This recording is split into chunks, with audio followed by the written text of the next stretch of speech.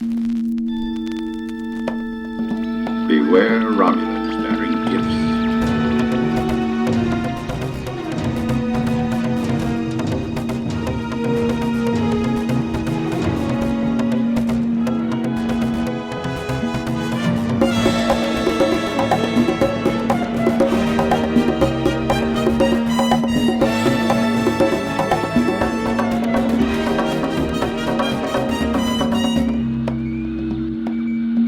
Hi, this is Eric.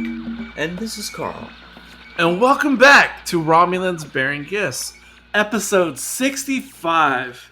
And something I wasn't expecting to cover at this time, but I am all up for it. I don't know when and where it's going to show up in the feed. This may come out before episode 60 or 59 or something. I don't know. Don't worry, though. If this does come out before... well, I know for sure it'll come out before the end of our coverage on Picard Season 3. Don't worry, we haven't abandoned Picard. You will get the finale. It's coming. This is something that happens a lot, like on my other podcasts, Mostly Harmless Cutaway. We get a little timey-wimey with the releases sometimes. This may be the first time on this particular feed, but trust me, we do this all the time on my other podcasts. And it's just... Hey, Strange New Worlds. It just snuck up on us again. It honestly doesn't seem like it was that long since we were doing season 1 on this podcast. Like, I can't believe it's more or less been a year, or maybe even a little bit longer than a year. But I can't believe it's been that long since Strange New Worlds originally premiered. I don't know, man. It's felt like a long time to me. Really? We've had some good Picard to tie this over, but it just felt like it's been a long time. I know this isn't accurate, but in my mind, it feels like we were just finishing up Strange New Worlds like 3 months ago on the podcast. I know that's not true, but that's what it feels like in my head. So it feels like it's already here again to me. And I'm all here for it. So let me just say, yes, I mean, we've already seen season 3 of Picard at this point. It's been out there. And by all accounts, an incredible season. You know, just incredible. Amazing love letter to TNG. Yada, yada, yada. We, for the most part, I'm pretty sure we all enjoyed it here.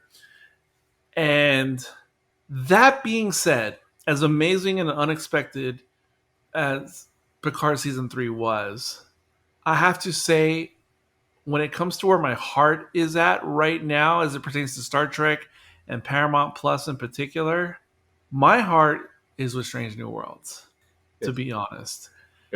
And ever since Picard finished up, you know, because, you know, there was like an unbroken streak of new Trek coming to Paramount Plus for a ridiculous number of weeks in a row. Mm-hmm. If you counted Picard Season 2, Prodigy, and then Lower Decks, and then Prodigy, and then Strange New World Season 1, and then Picard Season 3, there was like a crazy unbroken streak of new Trek shows every week.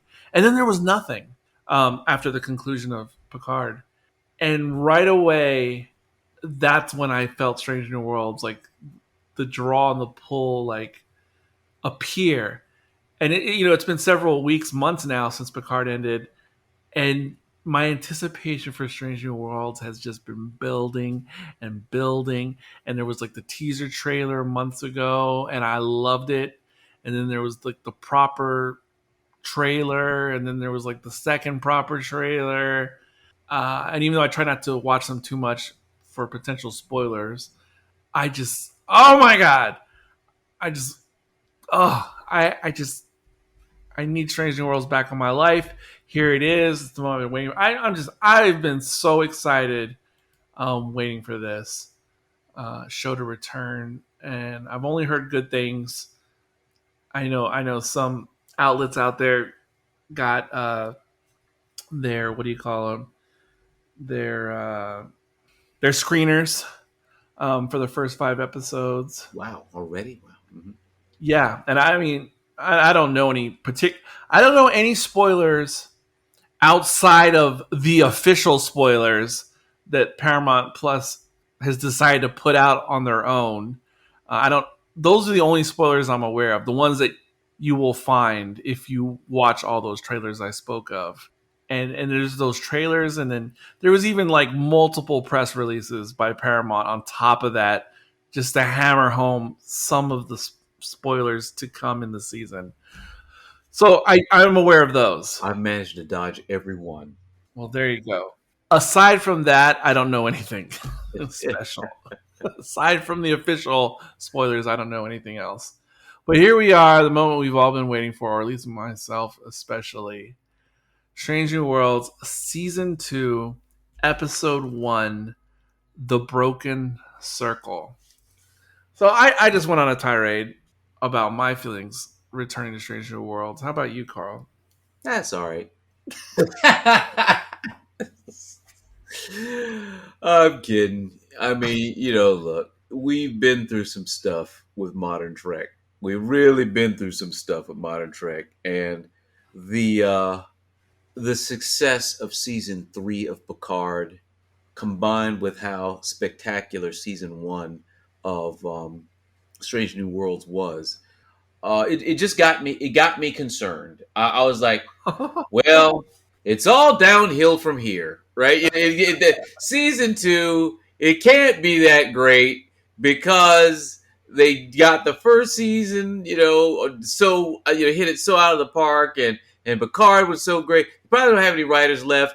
I'm just gonna lower my expectations as we begin season 2 of Strange New Worlds. That's how I went into this, going, well, all right, let's see how we're gonna do this. Wow. So that I had seen no previews, no spoilers, no ads, no teasers. I said, I'm just gonna go into this. We're gonna do this. So that's how we began this journey. All right. Now, of course, when we left in the finale of Strange New Worlds, it was a bit of a cliffhanger with Una, being taken into custody because her Illyrian has been discovered, which is illegal in Starfleet, and I guess frowned upon probably in the Federation as well. And so that was kind of like where we were left. And initially, when we pick up in this episode in the premiere, Pike is at least able to communicate with her via subspace, and because they're in space dock, he's going to head out on his own to try to assist her, find some special lawyer, not a Kardashian lawyer, but it's a stupid joke. I'm just not even going to acknowledge you went there. I am not going to acknowledge. It just came to me. I didn't have that written down. It just came to me in the moment. I'm so sorry you did that. He's going to get some super lawyer or something. And odd, if perhaps not bold choice, to kind of dispatch the Pike character early on in the episode runtime. Right away. I'm suspicious. I mean, I'm like, what? The captain's not going to be in this episode? And, they're going... Yeah, you definitely don't expect that for episode 1. Nope. And initially, I thought, oh, good, we're going to get this Una thing out of the way. So I thought we were just going to focus on that, and this was almost going to be like a part 2 to what was set up at the end of the finale. And I thought, good. But no, that's not what we're doing. Nope. We're not going to resolve that this week. And Pike, jets off, which seemed very surprising for a finale. Yeah. Premiere. But by taking Pike out of the picture, it opens other opportunities of storytelling.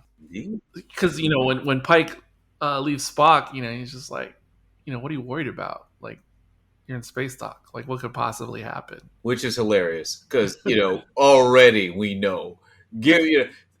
Have the fun of Star Trek is Spock being uncomfortable. So, we just know this is going to be chaos is about to bust loose. If they adhere to any Star Trek canon, I'm just going to be gone for a little while. Yeah. 3 days, Spock, ship's yours. It's in dry dock. What could go wrong? Right You're, there, you just know where things are going to go here. I didn't just know. Really? Come Well, on. no, hold on. Not the way you're saying it. I didn't know because again, I thought still at this point that we were going to follow Pike, Oh yeah. and I thought we'd have these cutaways Oh, I see. back to Spock in space dock, and I thought, yeah, okay, something's going to happen. Mhm. But I was thinking like antics that like what happened in the previous space dock episode in season 1, where the crew is going on like a scavenger hunt or like getting into weird antics. Mm-hmm. Like I thought that kind of silliness or something was going to happen to occupy Spock's time. I agree. I was a bit unprepared for the scale of shenanigans that went down in this episode. So I agree. I knew something was going to happen, but like I said, I'm just easing you in. This is my perception. So we're watching the episode. I got lowered expectations. No writers could possibly be left after the first season and Picard. Already the captain's abandoning the ship in the first episode. And on top of that, when we get the message that, from across space, La'an is in trouble. Not just as she's in trouble because she's looking after the little girl. I was like, oh, here we go. This is not a detour that I am particularly interested in exploring what happened to the little girl. I was just like, this. Well, this was another surprise though, because when Lon, when she decided to leave at the end of season 1, I thought, oh, that's unfortunate because I was starting to fall in love with the character finally at that point. And then when she decided to leave, I thought, oh, she could be gone for 6, 7, 8 episodes. Yeah. Maybe if we're lucky, she'll show up at the end of season 1 again. That's what I really thought was going to happen. I really didn't think we were going to resolve her absence seemingly in the first episode. Yeah. So that was another thing that came out of left field for me. Now, one of the opening scenes is Spock unsure of himself because of his emotions and keeping on top of them. And he's with the doctor, Mbenga, and he's getting like a sort of like a physical / checkup. And Mbenga suggests that perhaps he try to get some therapy through music. Yeah, relax a little, Spock. Yeah, gotta chill out, man. Yeah, perhaps establishing Spock's fondness of playing. I don't know. I can't remember what the Vulcan lute instrument is called. But so perhaps establishing that in canon at this point, because you just kind of assume that Spock just did it because that's what Vulcans do. But that's not the reason I'm bringing up the scene, though. That's just the setup. Because, he's telling him, maybe if you play something, maybe it'll calm your heart rate, which we see, Spock starts plucking something and almost instantly his heart rate seems to go down. When someone enters the room, enters sick bay, and immediately Spock's heart rate immediately spikes and jumps up. I really love this part. And I really love, I think I already said it on the podcast previously, my favorite character of Strange New Worlds thus far, totally my favorite character is Nurse Chapel. 1,000,000%. You might have mentioned that, Eric. You might have mentioned that at once or twice in the past about this. Hey, you've had your 7 of 9 back in the old days. Oh yes, sweet 7. Okay, so this is my 7 now. And I freaking love Nurse Chapel as depicted in this series. I love this actress, Jess Bush. She's incredible. She's my all-time fave in this show. She shows up. Spock has the spike in his heart rate. This is a weird scene, though, because, Spock, he immediately looks at the monitor and sees his heart rate, and he's immediately embarrassed or something that he's sort of exposed in that way with his readings on the monitor. And he, immediately, dismisses himself.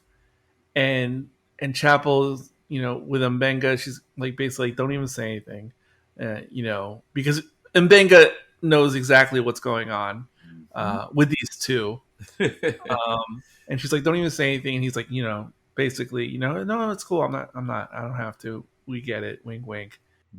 And then what's weird is when she's turns and leaving the room, I didn't know what to make of her expression.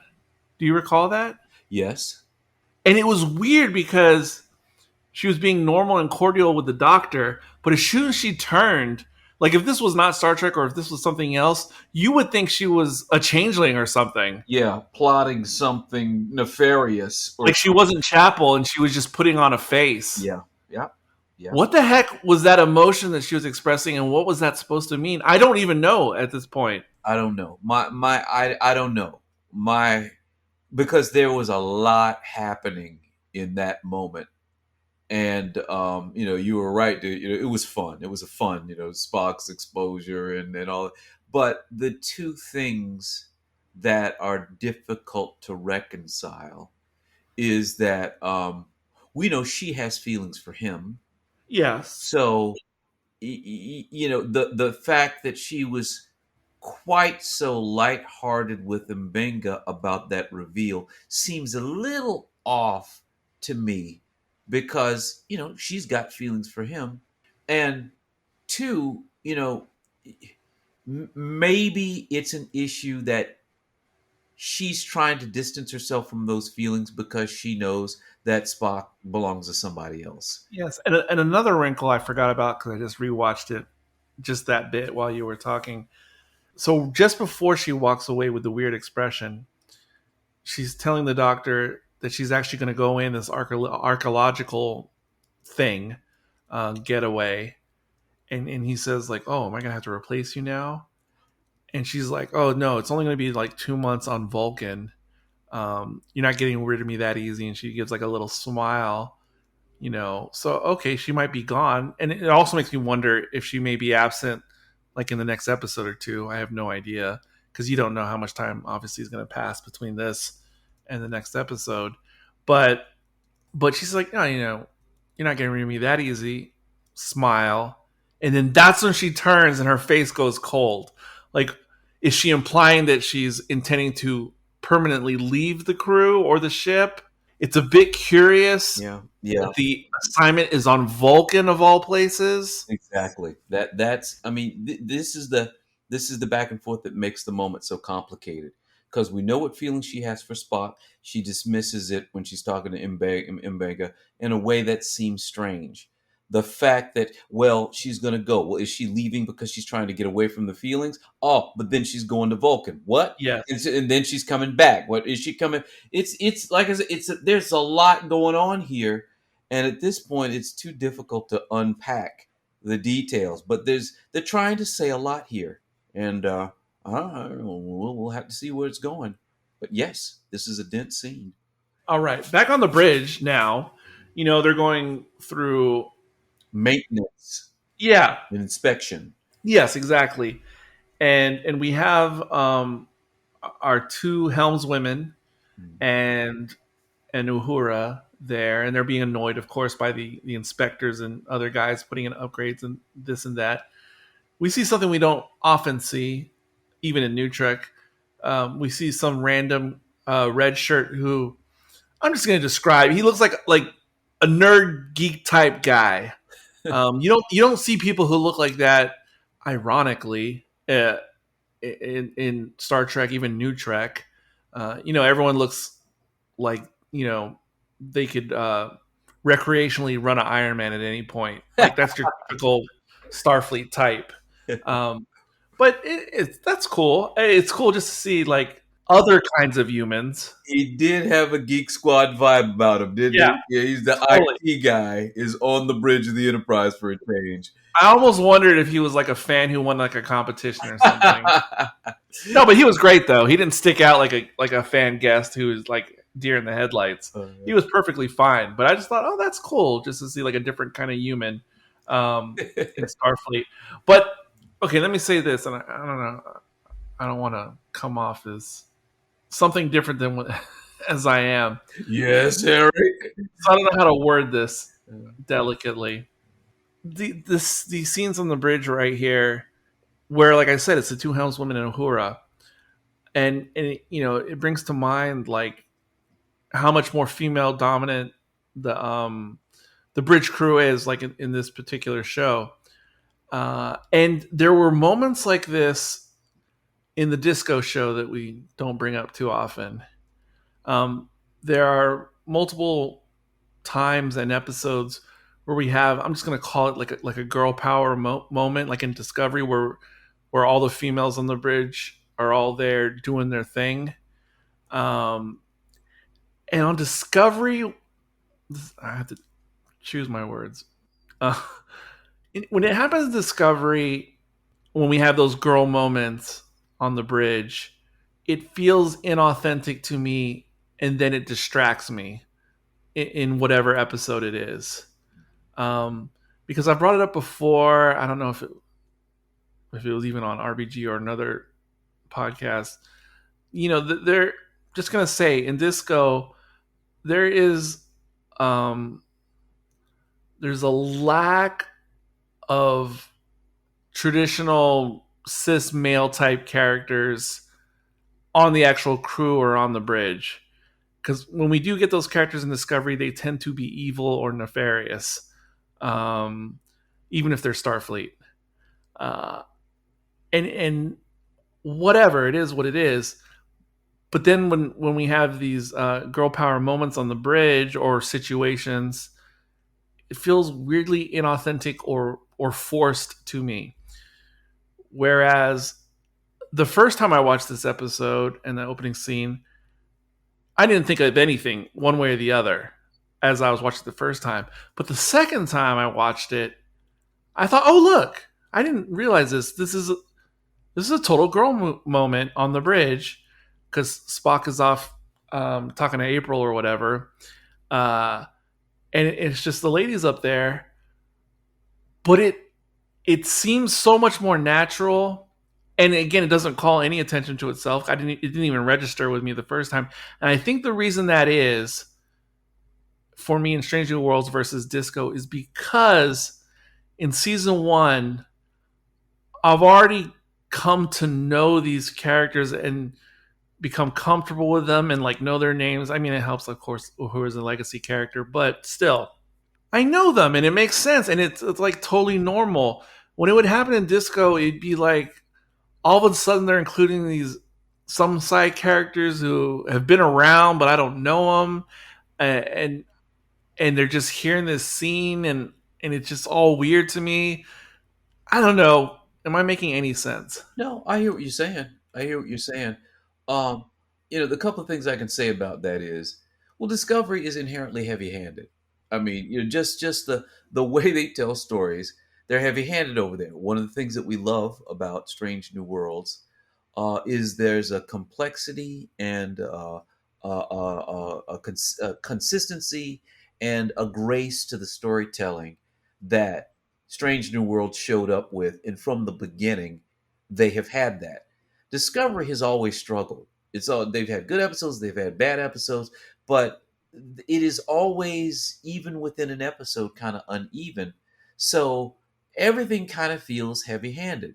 I wasn't going to go here, but if you want to start with this episode, when the captain is away, it starts out, the captain is leaving this episode, and therefore, you said this opens up the opportunities for new stories or new plot. Now, when you said that, the first thing I thought about is there are whole cast members on the bridge of Discovery that, after all of this time, we still didn't get a chance to know.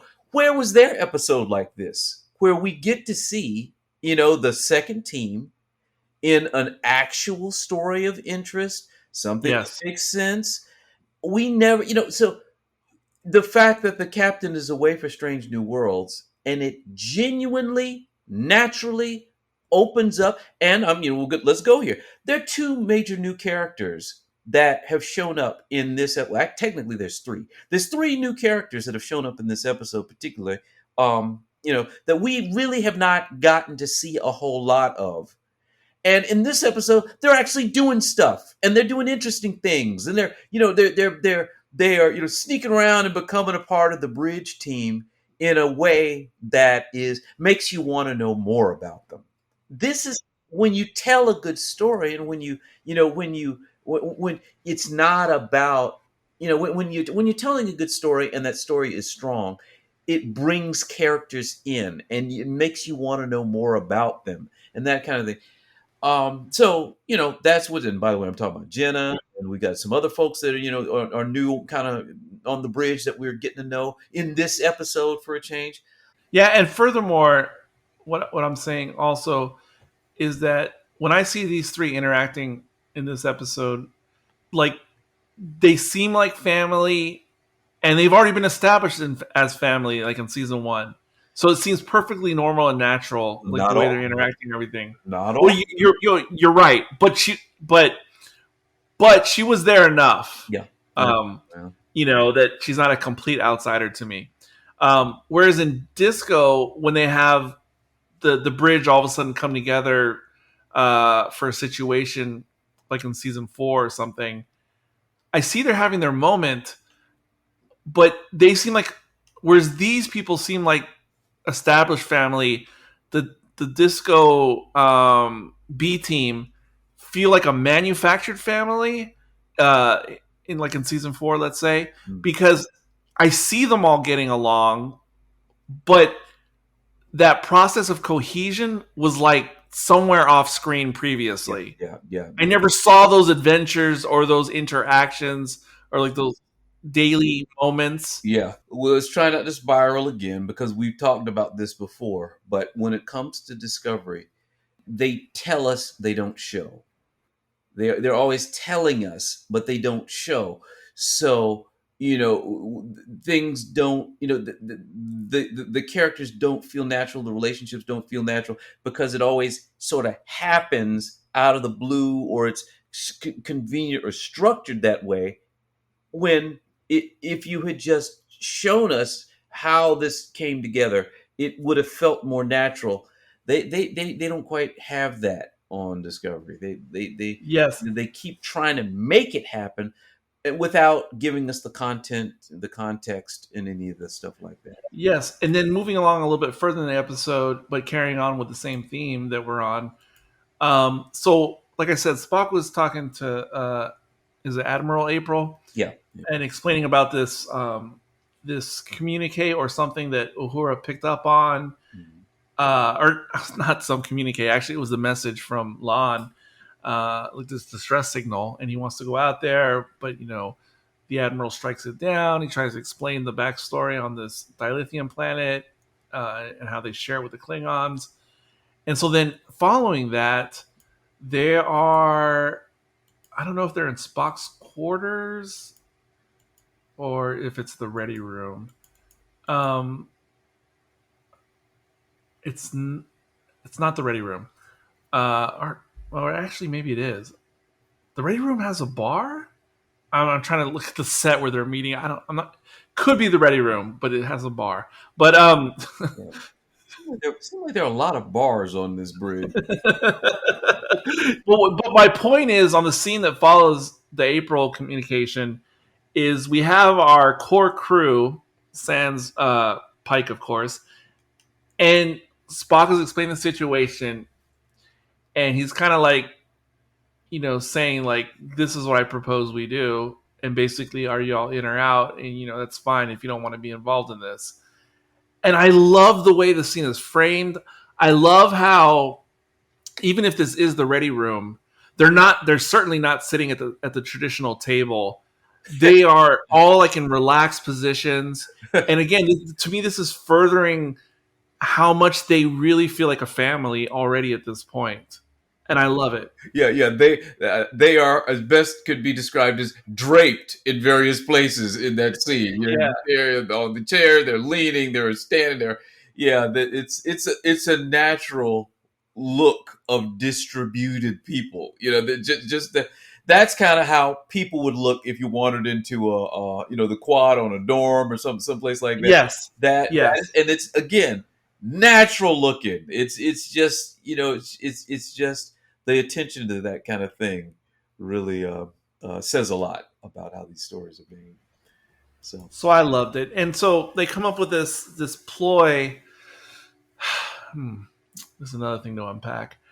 They come up with this ploy on stealing the Enterprise, and I have to say, before we get into the ins and outs of this stealing the Enterprise, this was a bit much to me.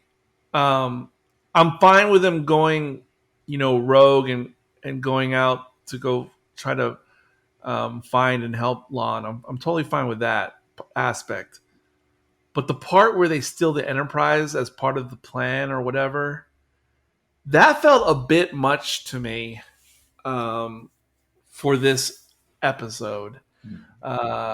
It a little like I would have been more comfortable, and the whole thing still could have gone as it went. Like if they took a different ship or something, a smaller ship, a shuttle or something, Shuttlecraft or something like that, or civilian ship or something. Yeah. Like it felt a bit much, and then also it should not be this easy to take a Federation, especially when Admiral April just denied, whatever. Like it shouldn't have been that easy. But I mean, I don't know. I mean, on the one hand, you would think if Starfleet is so upstanding with their officers that you can just trust them. But on the other hand, then you have this. I mean, the Enterprise is always getting stolen. That's the thing. It's too much. Somebody should have dropped a memo, a note somewhere about this foolishness. Yeah, well, it was so much fun. I let it slide. But of course, you're right. It's so much fun. I'm always liking it when they steal the Enterprise. But I mean, they had an entire staff wandering around the ship of varying disciplines. That would have been a little challenging to rapidly totally evacuate everybody. I think it would have been far more believable if there'd been just like random engineers and inspectors wandering around as the mission was going on. Like, you realize we're not in space dock anymore?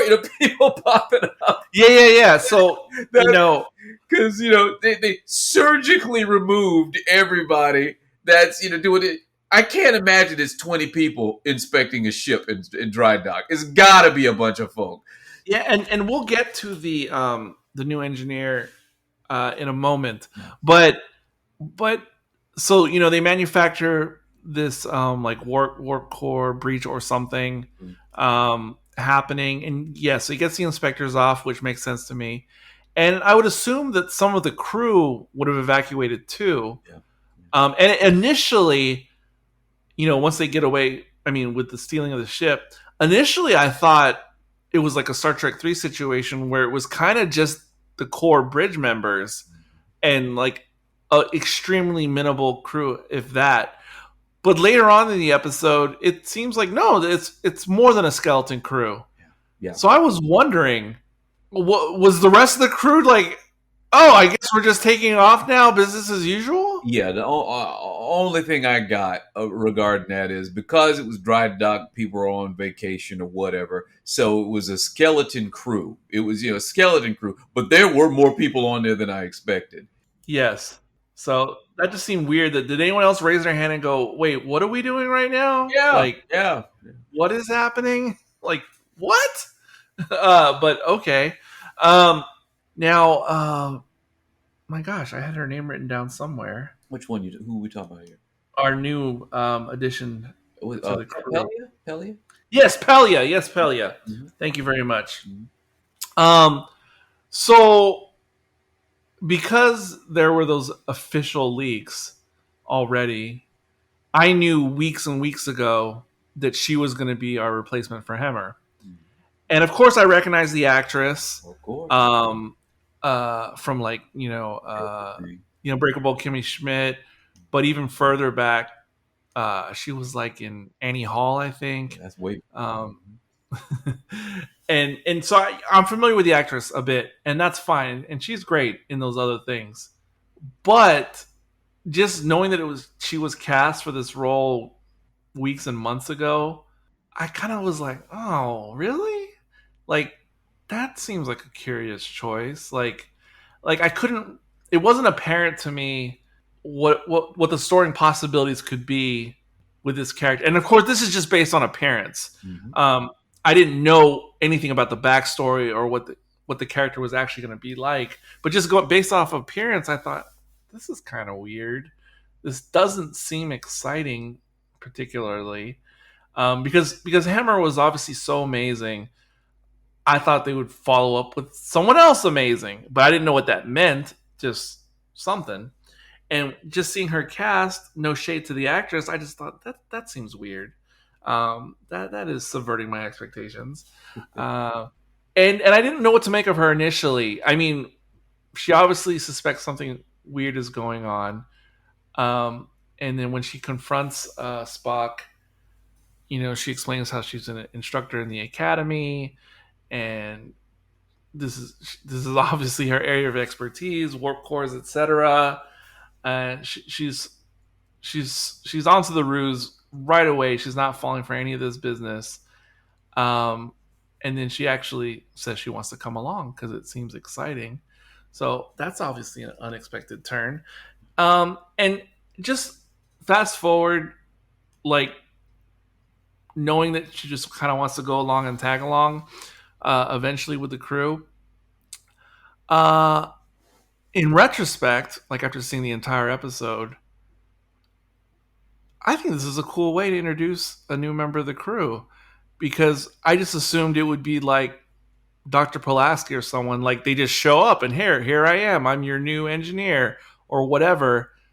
I thought this was interesting to kind of have the person just kind of tag along in the actual adventure itself. And that was cool. That subverted my expectations in a very positive way. They introduced her in a way where we want to know more. Oh yeah, that's for sure. I mean, we've got a connection with Spock's mom. We've got her, lifespan thing that's going on, quirky behavior, and her enthusiasm for shenanigans. All of that introduces a character in a way where we've got questions. It was fun to see. This is how you bring somebody in, and yeah, I mean, it totally felt natural. Everything about it felt natural. And unexpectedly, she has like this aura or mystery around her. She's kind of like when characters like companions in Doctor Who, like when they meet the Doctor for the first time, and the Doctor's just so mysterious, and he has some type of immense backstory they can tell from the companion's perspective, but they don't know anything at all about it or anything really about like the Doctor's race is like a Time Lord or whatever. And she has this weird aura around her, like she's the Doctor, because even though like the Doctor looks like a perfectly normal human, she's not human at all. And yeah, there's this thing about lifespan, and her species used to live covertly amongst humans before humans even realized that they were like, what in the world? And this is also not a legacy type alien or species. This is like brand new. So completely, no pun intended, but completely undiscovered country for us as Trek fans. Wow. What the heck? Yeah, yeah, yeah. There's a lot of interest there. A lot of interest there. So yeah, and again, I've seen the actress before, and it seemed weird to me how broken like her voice was initially, when she started speaking on the bridge, and I thought that was a little bit weird too. But zooming to the end, by the end of the episode, I'm sold. Like I'm totally sold. Like it never would have made sense to me before, but now that I've seen the episode, I'm all in on this. Yeah. On this choice. Yep, it goes a long way when you show don't tell. She was woven into this episode in a way that was really interesting. So I'm looking forward to seeing more. Yeah. All right. So it does not take long. But we get to this planet, which I don't have the name in front of me right now. But we get to this planet, and like I said, it's some planet that's rich in dilithium, and there's a lot of mining that goes on there, and it's like a timeshare between the Federation and Klingons. They get it for a month, we get it for a month, etc. That's planetary custody, not timeshare. But yes, gotcha. Yeah, and so they head out there, and it doesn't take them long. They find Lon like almost right away, and hey, what's going on? She explains, she was going after, or not going after, but she's trying to find the girl's parents, the girl previously seen in the most recent Gorn episode. Um, she found the parents. She's trying to help them, but by doing while doing so, uncovered some potential nefarious plot going on with this. I don't know if they're like a splinter group of Klingons or so. And of course, the scenes on the planet start off with a drinking game, which I have seen both Raiders of the Lost Ark and Return of the King both recently, which involved the same drinking games. I'm like, okay, there you go. Okay, that's fine. Um, and we're on this planet that suspiciously looks a bit like Pandora. Yeah, I saw that too. Yeah, I mean that was also noticeable in the trailers. But we see Klingons for the first time in Strange New Worlds. Not the first time in this timeline, because of course, Discovery season 1 and 2 obviously took place in the same timeline, more or less, as Strange New Worlds. Obviously, we see Pike, etc. And they're the most traditional the Klingons have looked since Enterprise. Jeez, you know what? After Picard and everything, I didn't even remember. I didn't even remember that. We took that detour with Klingons. Oh yeah, we're back. We're back. How about that? Yeah, and there's even the Klingons who were kind of Klingon-y, but also different Yeah. in the Kelvin timeline. Right, right, right. Okay, yeah. Wow, I totally forgot that we had the Discovery version of the Klingons. Ah, Yeah, the whole darn first season. yeah, yeah. And another funny weird thing I forgot. With all the talk with Chaplin and Mbenga about the Klingon War, Hmm. when they were talking about it, and when I was watching this episode the first time, I was thinking that was a war that took place off screen prior to the show, which it did. But initially, I didn't even connect that was the Klingon War in Discovery season 1. Yeah, yeah, Do you know what I mean? yeah, Like, yeah, I'm almost thinking of that as a whole separate incident yeah, that happened.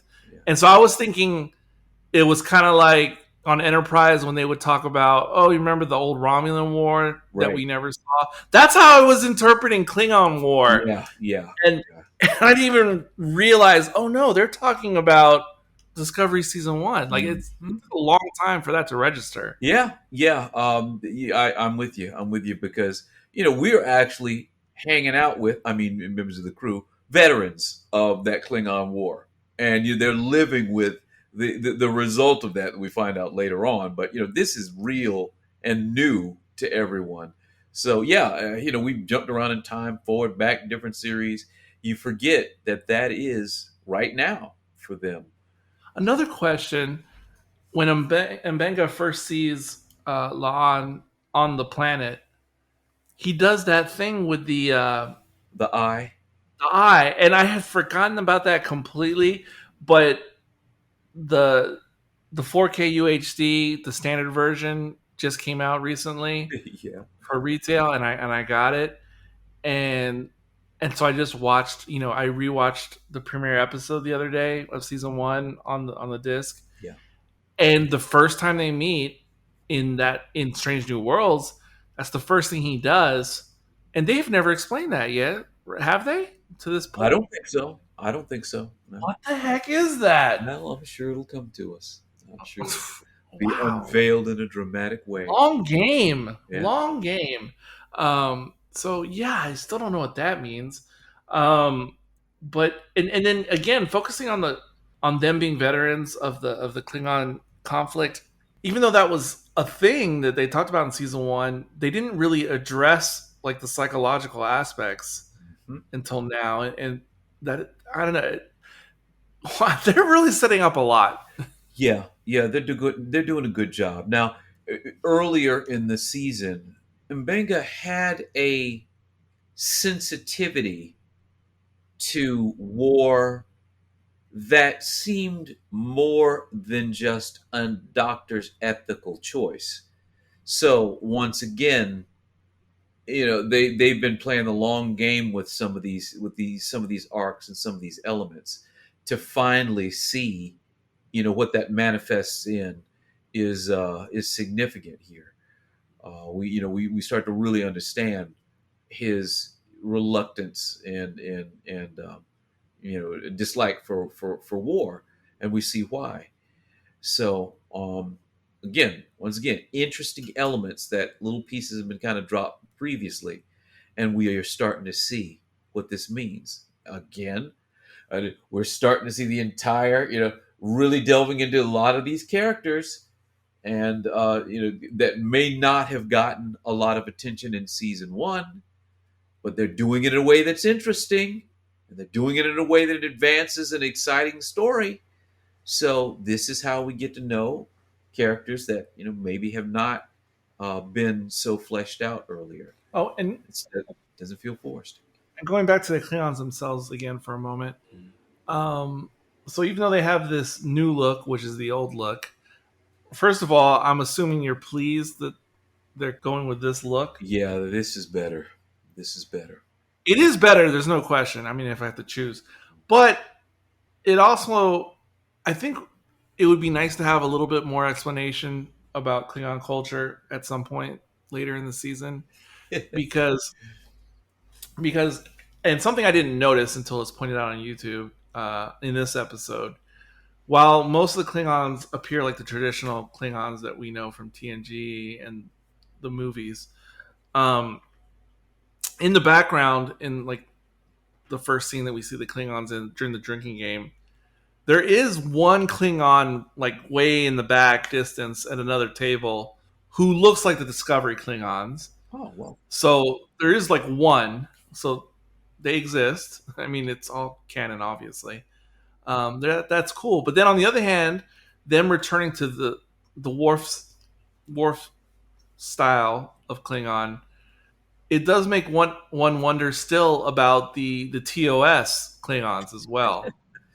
Dude, the Klingons have been so many different things, and they just barely managed to explain the two variations. And now you're saying, well, I think we should have more story as to why the new ones look different than the previous 2.5 versions. I don't need a whole episode dedicated to it, which they kind of did, I think, in DS9. I don't need that, but just a little bit more, like fleshing it out, and like the costumes of the Klingons in this episode, like they have little bits that relate to the Klingon costumes that were unique in Discovery. So they're a bit of an amalgam of like the movie era and the Discovery, which is fine. I'm fine with that, of course. And something else that was noted on YouTube that I would never have noticed myself, the like the cloak and costume that Lon is wearing on the planet is the same costume that Giorgio wore when she was infiltrating the Klingons. Oh, nice. Yeah, with the hood. Right. Mm-hmm. Yeah. So apparently, I mean, and I guess it kind of looks like some type of Klingon stylings. So I guess it is like a tie to blend with the culture, I suppose. And I just thought that was an interesting detail because I never would have remembered that. Now that you mentioned it, because Giorgio's big reveal when she pulls the hood back. Yep, I see the hood. I see the Egyptian print on the side. Yeah, okay, that's it. Yeah, so that's interesting. I don't know. I would just like some more understanding of the, because I'm assuming they're like different sects, SECTS of Klingons, which is great. I would just like to just have more understanding and clarification of how that works. Yeah, all right. Or even like seeing all three types in the same room at the same time. Like the original, the movie, and the TOS like interacting with each other. I would like to see that, to be honest. But anyway, things actually move along pretty quick. And with the scope of how the story was opening up, with this whole hijack the Enterprise, go to the planet, hook up with La'an, and then she explains, what seems to be going on.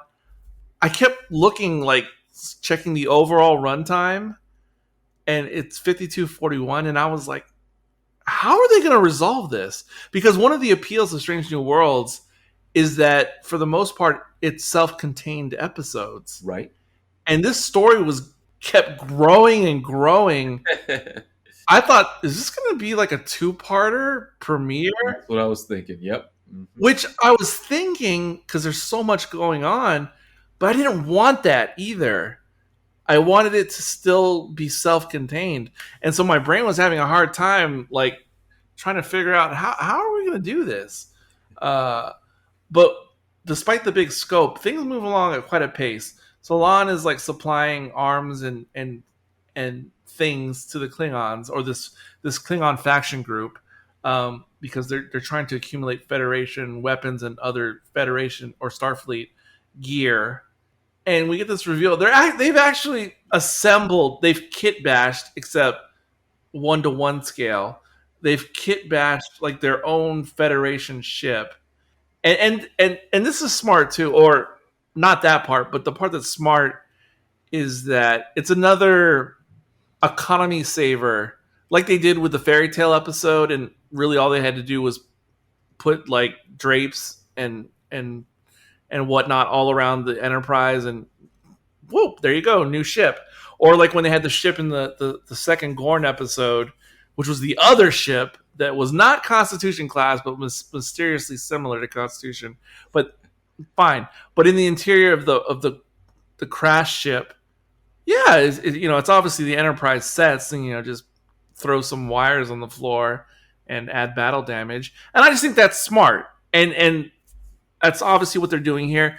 Although they actually used a combination for this kit bash ship. They used a combination of redressing Enterprise hallways and corridors and whatnot, as well as some Discovery sets, which I didn't catch that myself. That was another thing I got from YouTube. Yeah. I was feeling a little Discovery too when they were wandering around. And that's cool. And actually, the class of ship that it's supposed to be is actually supposed to be the same class as Discovery. Okay. Obviously, the saucer is pretty much the Discovery saucer. Yep.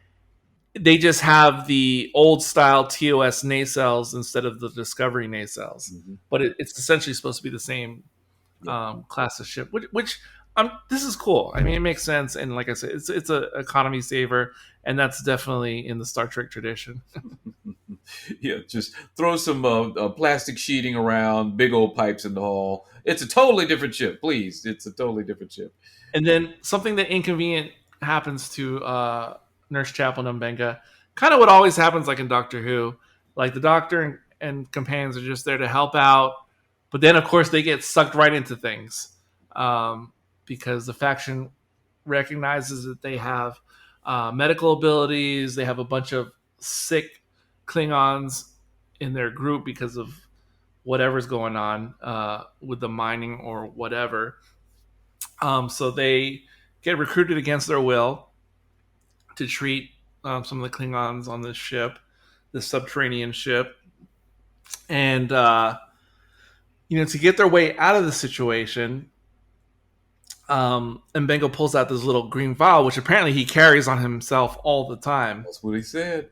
Yeah. And I thought this was a callback to the premiere of season 1. Mm-hmm. I thought this was going to be some of that tranquilizer stuff that she used to take out folks on the ship. No. What? I thought it was going to be the polyjuice potion from the premiere that Chapel sort of devised to help like transmute yourself into an alien race. Oh, that okay. Oh. I thought it was going to be a callback to the original series premiere, and I thought they were going to inject themselves and they were going to turn themselves into Klingons, and they were going to sneak their way off the ship. Yeah, that would have worked. That's what I was totally expecting. I was not expecting super soldier serum at all. Trek steroids. Trek steroids.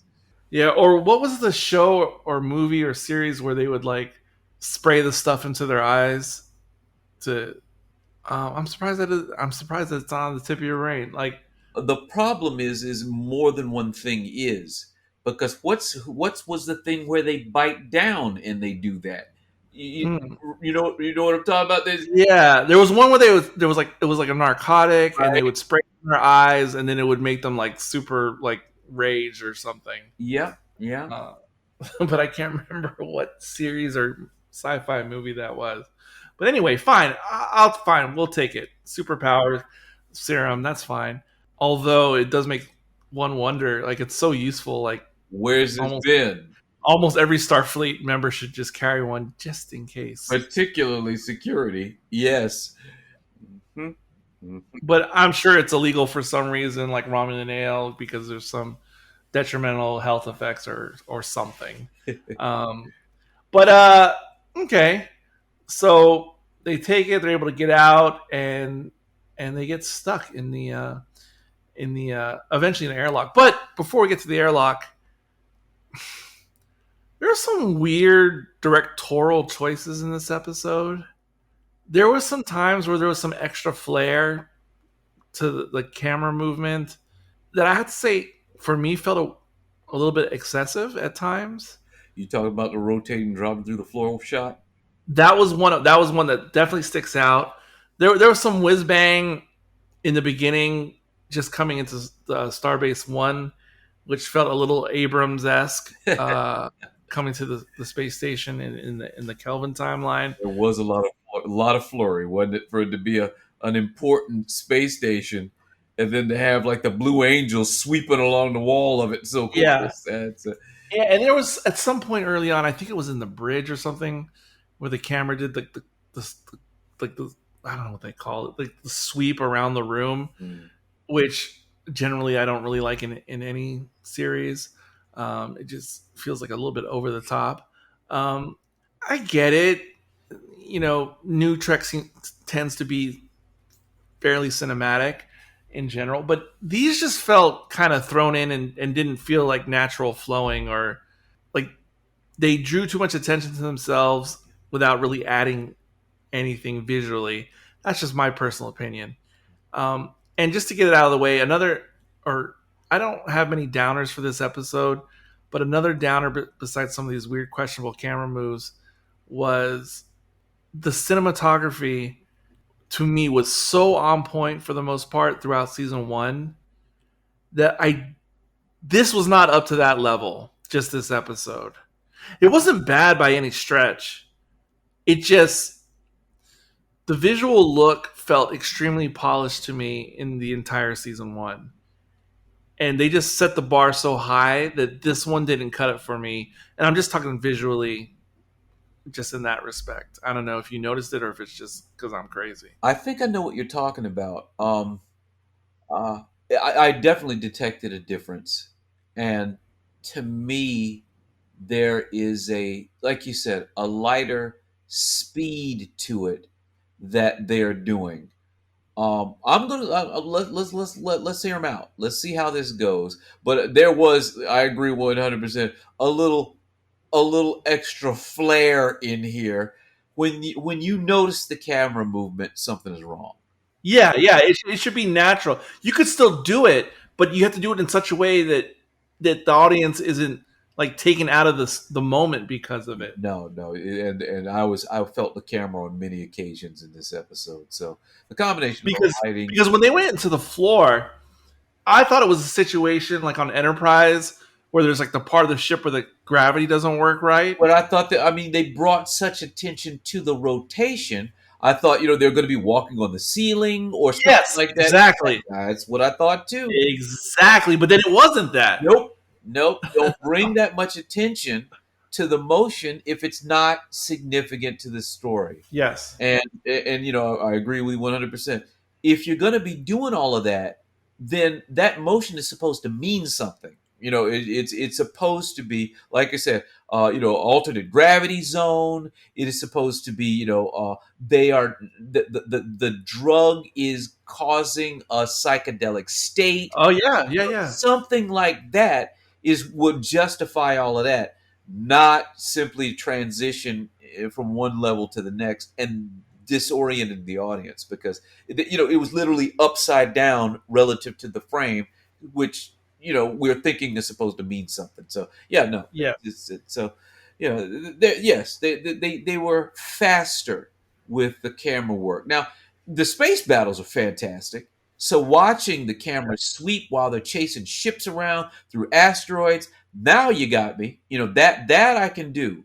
But there was some unnecessary camera shake, roll that was going on elsewhere. And I guess, they're just trying to speed things up. They're being a little faster, but And now another but mild nick for me on this particular episode. I was trying to think how convenient that Mbenga and Chapel got captured and ended up on the ship. Because had they not, how would the Enterprise got themselves out of this situation, or resolved this situation if they hadn't have gotten on the ship? That is the most happy coincidence ever. Which is, it's fine. It just that was a little bit of plot convenience for me, because without that, they I don't know, they just would have been stuck. But fortunately, they were in the right place at the right time.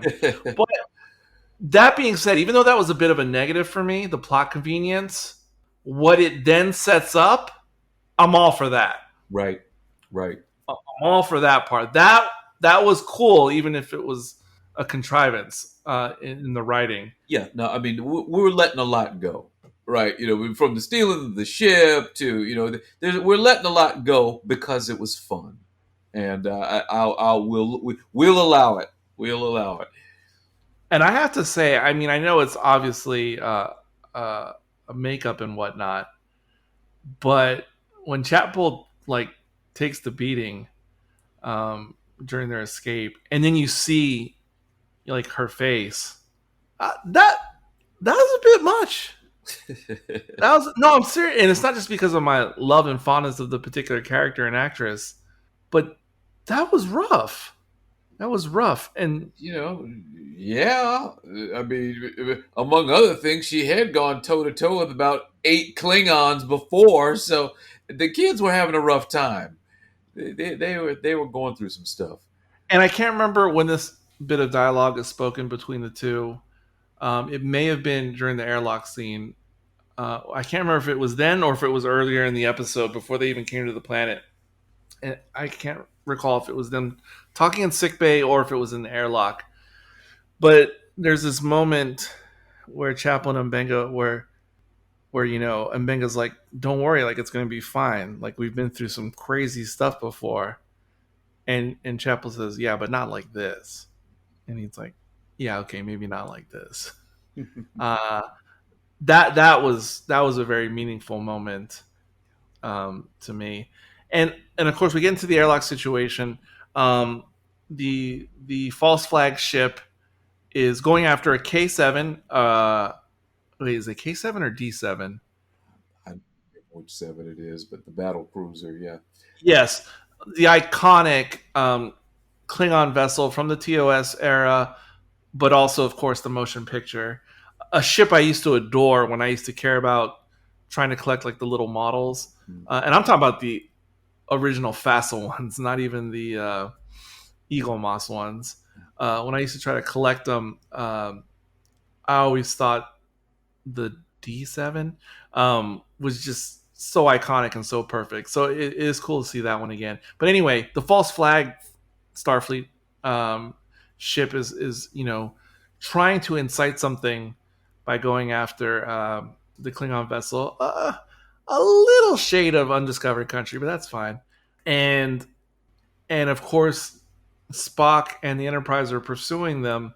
They don't realize it. The false flagship doesn't realize it, and actually the Klingons don't realize it either. The other Klingons, but they're back there shadowing them, and they know they need to take out the ship, but they also know that their crewmates are on that same ship. And even though this is a bit contrived, as already discussed on how we got here, okay, we're here now. And this is another powerful moment, with knowing exactly what's on Spock's mind. When they have their weapons targeted, etc. And he knows, once he says the word, he's essentially gonna unalive his two crew members, and it's a powerful moment. And simultaneously, the two are in the airlock.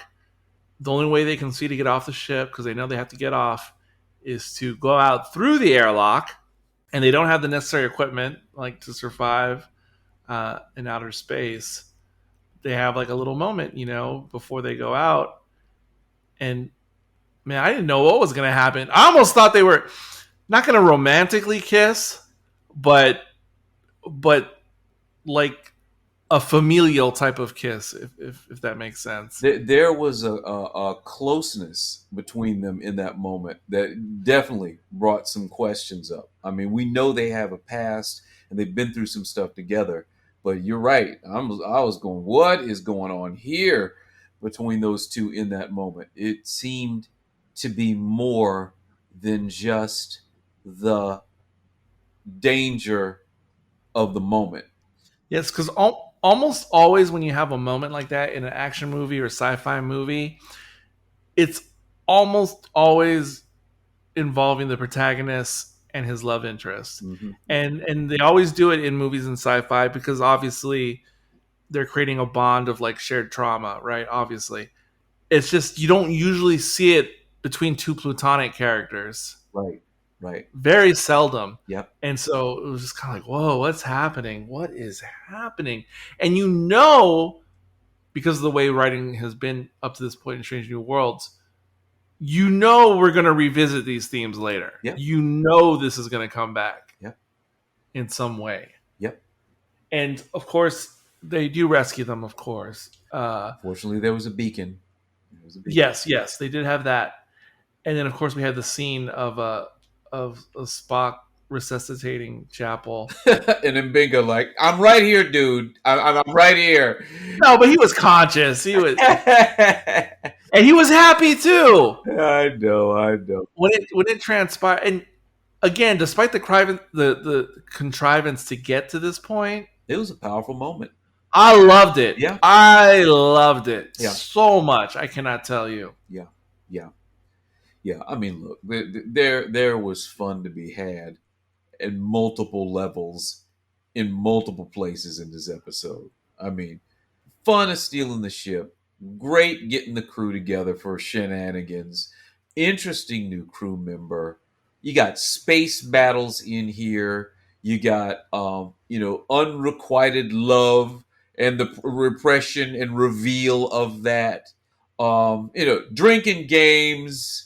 I mean, it's just at every level there was something fun going on here. And what do we call it? A singing, cheering Vulcan amongst the Klingons. I mean, there's just ridiculousness. Oh yeah, I hadn't even got there yet. That was amazing. It was just fun. It was really just fun. Well, see, I know what you're saying by describing it as fun, and some of the moments you described were fun, like the Spock Klingon moment at the end with the bloodwine. That was cool. But overall, though, these moments, I wouldn't call them all fun for myself. I mean, they were very engaging and touching at times, and what's the word? Pathos making. but I wouldn't call them all fun, though. I need a different word, because to me they weren't all so light, even though they did deliver like positive emotions.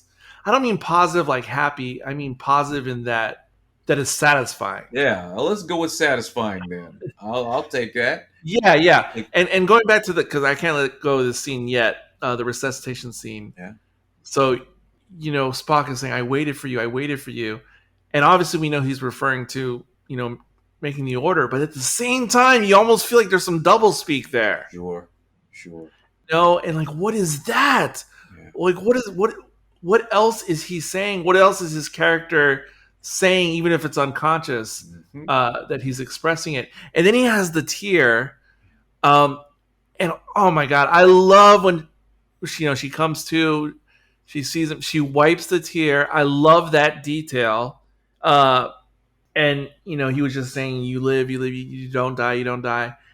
And I could have never expected the first words she said at that point. Seriously, when she said, like, "Why do you got to be so rough?" That was one of the most unexpected lines ever, and I think one of the coolest, most interesting lines I've ever heard, considering the circumstances. Yeah, that was great. Because again, there's doublespeak there. I haven't unpacked that either. No, seriously though, like, no tongue in cheek. Yeah. There's she's obviously talking about, like, difficult. Why can't it be easy? Right, difficult between us. Yep, to be with. Oh my gosh, I ship them so hard, so hard, and man, the thing about Strange New Worlds, like, it's so amazing exploring this time period of the Enterprise, of the crew, but it makes me want the Strange New Worlds version of filling in other moments in the TOS Kirk era, of filling in like the post 5-year mission Kirk era. Like, I want the same type of Strange New Worlds writing and insight, but to fill in like all these blanks. Yeah. To see what happened with Chapel, at the end of the 5-year mission, after the 5-year mission, and not just them, but I mean, like, all the characters, or like the characters who we see now who don't continue into TOS. I want to know what they ended up doing. Like, I want to know it all. I want to see it all with this kind of care. Yeah. Yes, exactly. Mm-hmm. Because obviously with the movies, the Shatner movies, we just checked in for the big moments. Obviously, I want to see all the in between times as well. Yeah, we keep seeing more of the original series space time. We keep going back. They polished the original series with re-releases, and then we got the movies, and then our crews step back in time and overlap with the characters and sets and whatnot from the original series. As time goes on, we get the better technology, the better visuals, and it really reminds us of how much more there is to tell between the spaces. And I hope think about the season finale of Strange New Worlds, where what was the Quality of Mercy? Was was the Quality of Mercy? I mean, we literally went back into original series Star Trek. Yes. And almost word for word, shot for shot, got our HD modern take on scenes of that era, and it was fantastic. It was fantastic. I mean, many times we have seen them tip the hat or try to, like DS9, go back onto the bridge of the original series with the, fancy technology at the time. But look at Quality of Mercy, how we were able to do that yet again. And the take was so novel. It wasn't just, intercut with the legacy footage. But it was the same words, some of the same scenes, and the resolution and the quality and the characters that they brought into that. It was the same episode, and they made it fresh and new and gave depth to it. So there's plenty of space and plenty of skill that could be brought to fill in so many. Yes, and that's important, by the way, that you said skill, because the way you just described Quality of Mercy or whatever, and these other things. The way you describe them, you could write that on paper as like the plan, Yeah. Yep. and it could go so sideways so quick. Oh yes. Oh yes. Yeah. You know that is the thing. You know, Because that finale had the potential to really piss off a lot of fans sure. who had been along the ride for the first 9 episodes, Yep. and then just said, "Oh my god, now what are they doing? This is garbage!" Like, but no, it worked. It really worked. At every level. At every level. It was really remarkable. So, you know, I'm just backing you up. I agree that it's a it's a it's a bold new world out there, a very rich universe that if when things start winding down with Strange New Worlds, if we need to explore Kirk, see what Kirk and possibly Spock are up to after this. Absolutely. But even like the little girl who Luan saves, Yep. Yep. what is she doing in TOS era or Shatner movie era? Yeah. Like, what is she up to? What is Luan up to? Yeah. What the heck? Yep. Yep. Good times. It really is. I'm so glad that the episode is. I mean, not the episode. The show is back. Oh, one other little thing to address that is not the greatest to me. Yeah. In this episode. So it's all happily ever after for the most part, and of course they return to Starbase 1, and of course April's upset, and I get it. Just like when the Enterprise crew has gone against orders in previous iterations, because they happen to save the world or accomplish an amazing good, that goes a long way for them getting excused from whatever dereliction of duty they're involved in. Mm. I get that part. But still, your punishment is going to be the hangover. That was light. That was light. Are you? I mean, Yeah. holy smoke! What No. kind of federation is it? Because I guarantee in the real world military, even if you end up, saving a bunch of people and all that, which is great, Yep. you're still going to face something. There's a discipline that must be maintained, and it doesn't matter that you saved the U.S. from a nuke. You're still going to be busted down. You know, it's still Yes. It's going to be more than a hangover. I agree.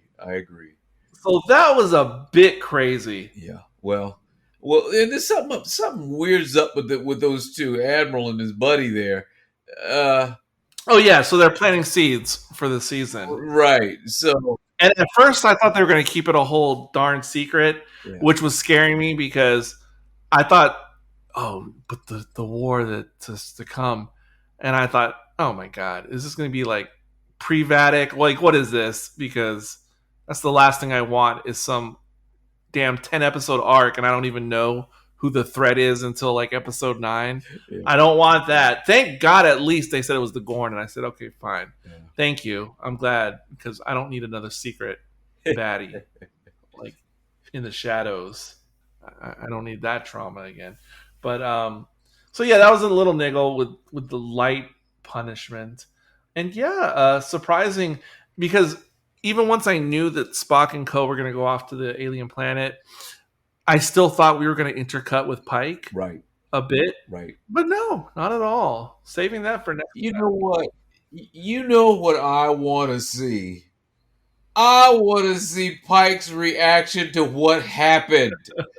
Come on, you guys. Do not just start an episode and just keep going like nothing happened. We have got to see Pike's reaction to what happened to his ship and his crew while he was away for 3 days. Please, come on now. You gotta, take him into the kitchen. Get everybody gathered around, and then have Spock be like, Captain, there's something I need to tell you. That is what I'm talking about. I am dying for that scene. So, yeah, that'll be fun. And I'm curious, when we do get back with Pike, is it going to be like a Pike only episode or a Pike Una episode? like, is there going to be as little of the rest of the crew Yeah, for the I was wondering that. as there was as little of Pike in this one? Yeah, we get to see what they were doing while this was going on. It's like Return of the King if you've ever read the novel version. Like, I don't know if you've ever read it, but the movie Return of the King has, the goings on of Aragorn and Frodo like intercut, like, as a traditional movie would be, or traditional storytelling. Um, but in the actual Return of the King novel, which is itself split into two novels, I can't remember. I think it's the Aragorn. The whole Aragorn storyline is all covered in the first half of the book, from the very beginning to the very end. And then it's not till you get to the second half that you find out what Frodo and Sam were doing the whole entire time. And it's just crazy. But I guess perhaps that's what they're going to do with Pike. So, yeah. Oh, my gosh. Oh, and then one final thing before we really start to wrap and rate. At the closing of the episode, there is the dedication. Yes. Yes. It's been so long, but finally, because we lost Nichelle last year, but this was, probably in production at that time. So yes, indeed, long last, Nichelle got her Yeah, tip of the hat. it was definitely poignant. Let's see, I don't have it in front of me right now, but like the first to walk through the doors. Um, yeah. Oh man. Yeah, I think about that. How few of the original crew are surviving to this day, or still alive to this day, Yep. and and not to get all weird, but Walter Koenig had a weirdly cryptic tweet just the other day, because he was paying a compliment for Shatner being on Boston Legal or something, Yeah. but the way he phrased his tweet was a little bit weird and awkward, because it was a compliment for his acting on Boston Legal, but he prompted it with saying something to the effect of, by the way, concerning Bill, like parentheses, who I am not friends with. Yeah. He did really great on this show, Boston Legal. And it was like, why did he add that bit? Like, he's paying a compliment, but he pointed out, specifically who I'm not friends with. I saw that too. Yeah, I don't know what that was about. It just sort of popped up on my Twitter timeline too, and I saw it. And it's obviously unfortunate, and it's well known that there's some kind of spat between Takei Yeah. and Shatner currently, which we all knew about. The Koenig one adds like a weird fold. Yeah. And the reason I bring it up is because, aside from it being unfortunate, because there's so few of them left, like you couldn't even imagine these actors and actresses, whether it was TNG, since I just saw that recently, obviously, the finale for Picard season 3. You couldn't imagine those actors and actresses, or like the Strange New Worlds crew. You couldn't imagine them having such type of discord in real life. Yeah. Well, you would hope not. Would hope not. But yeah, I'm not trying to bring the mood down, Mhm. but that was season 1, and let's see how I'm gonna rate. Well, there's a lot of options. Dare we say, little point I wanted to bring up back on what we're gonna call it, Planet Endora. Back on Planet Endora, there's the scene where La'an is negotiating with the Klingons, Yes.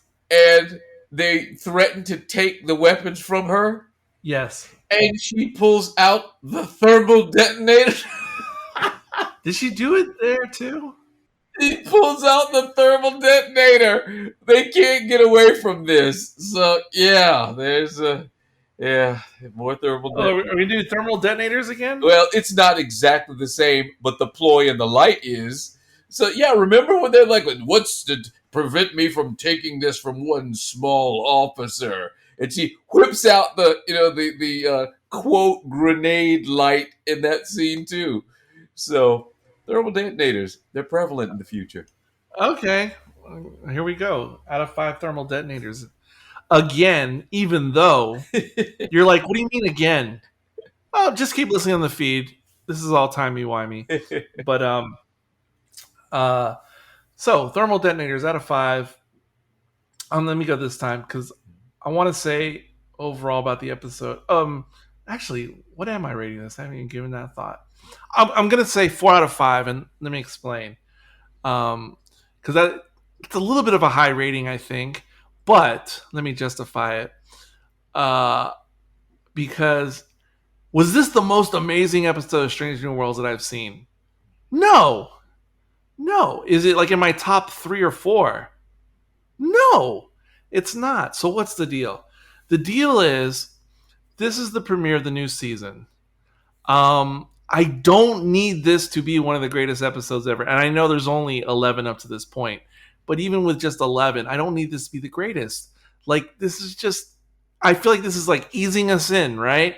So, even though a lot happened, and even though all the things that go on in this 52-minute episode, even though you could have easily stretched this to fill like movie length if you wanted to, because there's so much going on, so many moving parts.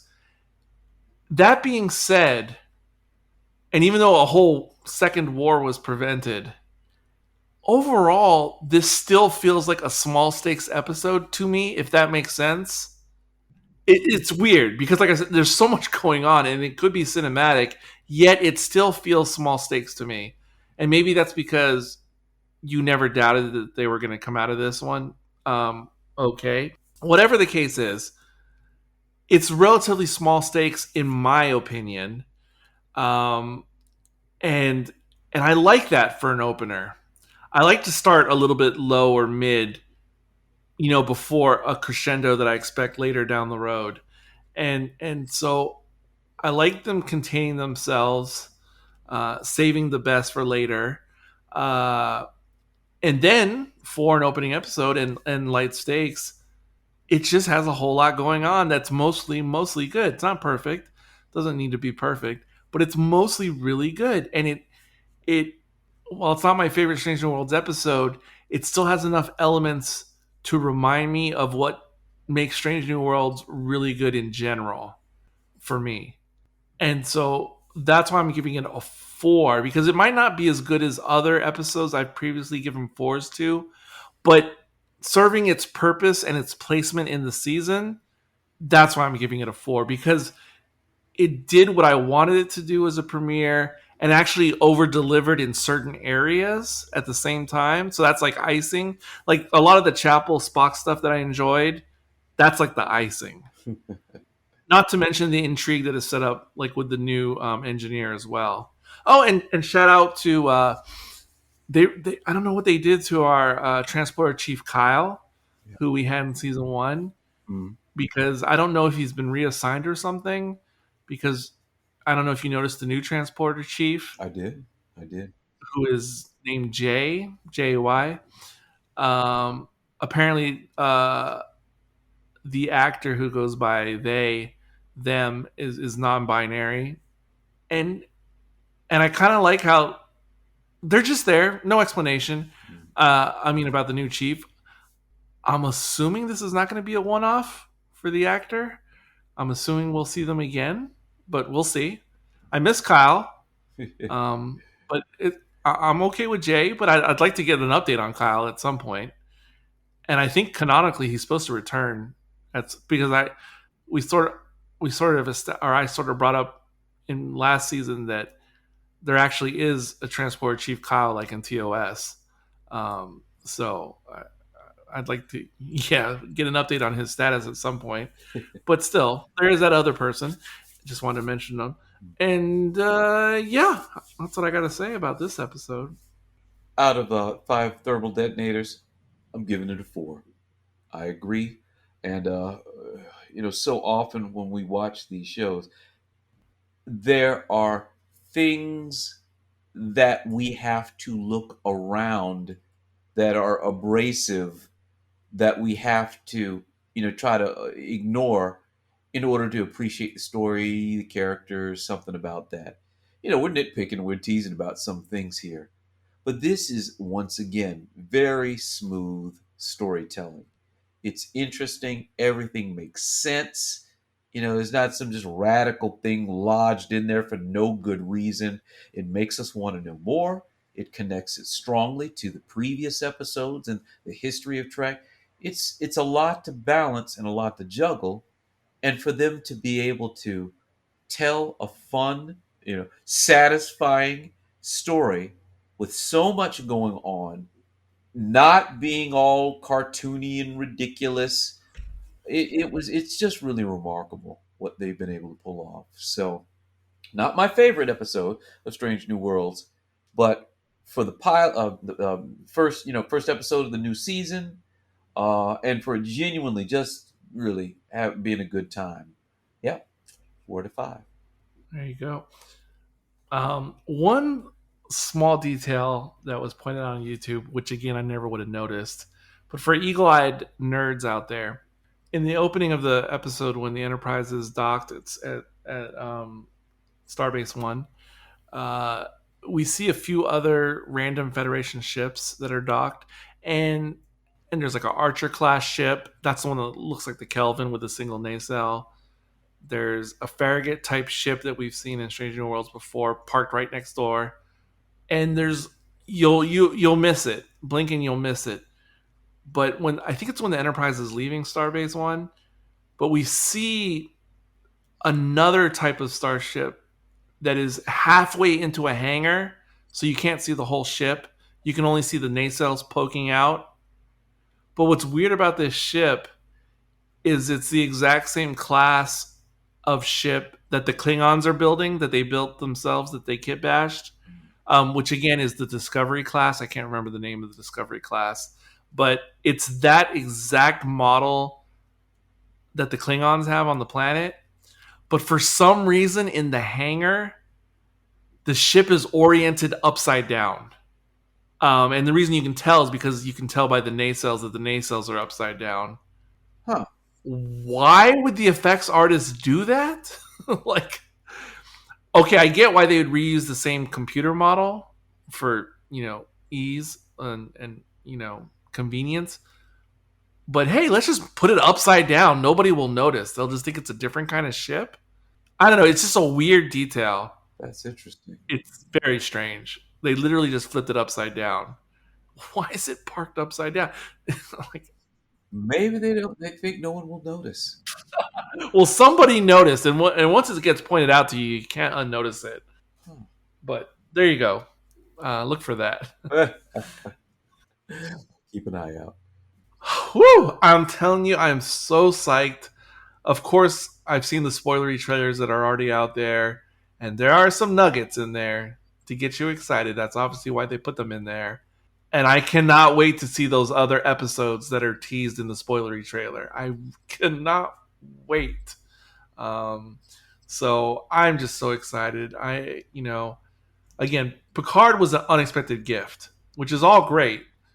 But I don't. That's not what's gonna sustain us in Star Trek. Going forward. Yeah. And TBD for Star Trek Legacy or whatever. But for now, what's gonna sustain me and my high level of re-engagement as a fan of Star Trek is this show. I cannot wait to just jump into all. Thank goodness they don't release this series the way they do on Netflix. All at once. Because at time of recording, I would have already seen the entire season by now. There's no way I could have possibly stopped myself if they had released them all at once. And it's actually not pleasing because amazing shows like Daredevil and Stranger Things have been ruined by myself because I couldn't help but binge them all like in a 24-hour period. And it's so gluttonous. And even though those shows were great in their time, they're ruined, in my opinion, when you watch them all in such a short span of time.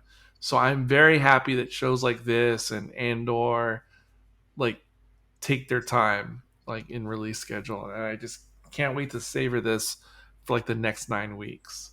Yep, it's gonna be fun. All right, there you have it. We didn't even talk about Spock's engage moment, but it's been discussed a little bit in an earlier episode of the podcast. Oh, before we go, I continue to forget to mention other podcast projects that I'm involved with. But the Best Picture podcast, if if you have a thing for Oscar-nominated movies throughout the decades of the Academy Awards, if you know Sean from Mostly Harmless Cutaway and the Old TARDIS Tavern podcast, he and I do the Best Picture podcast. Check in on that if you have interest. And then speaking of Sean, who I don't think has ever really been on Robin's Bearing Gifts, but Sean currently has two other actually really popular podcasts besides Best Picture, which is the Columbo Confab, which is obviously on the series Columbo.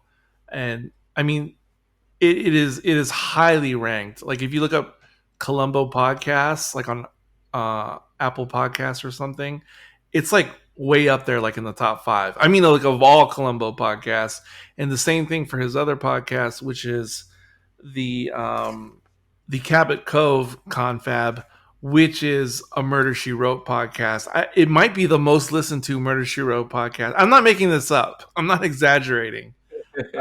It might be the most like downloaded. I know there's hundreds of Murder She Wrote podcasts. I get it, but if that happens to be your thing, definitely check out Sean over there, and then come back. So, closing out the show today, this is Eric. This is Carl. And until next time, Keep your airlock sealed.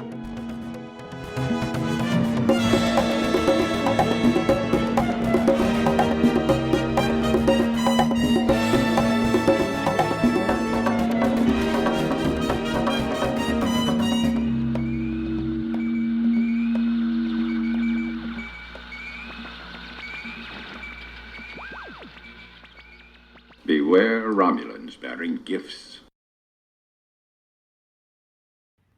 that works. That works.